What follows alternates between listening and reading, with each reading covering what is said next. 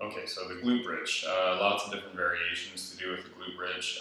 If we get into anything more complicated in terms of glute bridging, we'll usually call it something else, so like a Cook hip lift or a hip thrust or something like that.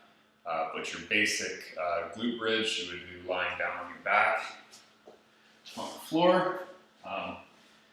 What I want to do, start out flat, think about pushing my lower back into the floor. So for a lot of people, you're going to have some space between your low back and the floor. You're going to have a lot of arch through here. I want you to flatten your low back to the floor first.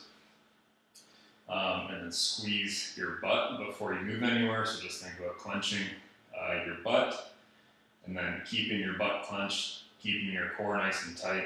All you're going to do is just lift your hips straight up. Thinking about using my glutes to do all of this. If I'm using a lot of hamstring and you're getting a bit of a hamstring cramp in the back of the leg, try adjusting your feet to a different position, a little further from you, a little closer to you, whatever you need to do there. And also try to keep that lower back in that position, core tight and glute squeeze the whole time. That should help with those hamstrings.